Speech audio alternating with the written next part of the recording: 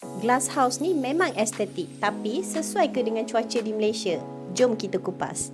Apa itu glass house dalam interior design?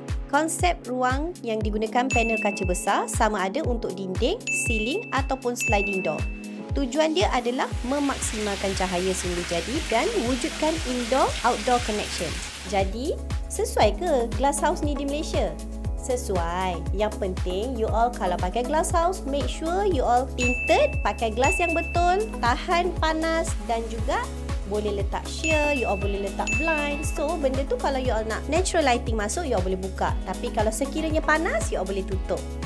Okey, design tips untuk glass house, saya suggest untuk pakai furniture yang minimalis. You all letak green plants dan juga gunakan warna-warna neutral supaya dia nampak lebih lapang. Dan sekiranya glass house tu panas, you all boleh letak aircon. So, you all dah ready nak ada glass house? Jangan lupa contact team akak. Kita boleh advise glass house yang sesuai macam mana mengikut konsep rumah you all. Contact Rizreka sekarang.